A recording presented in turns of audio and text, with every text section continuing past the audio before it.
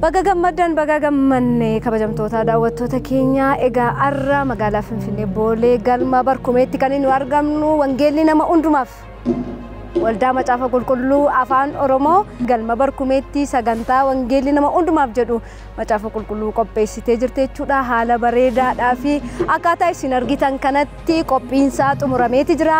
Guyyaa borii namni Waaqayyoo Raajiin Masarat Taayyee akkasumas immoo luba Dooktar Tasgaraa Hirphoo sagantaa kanarratti ni argamu.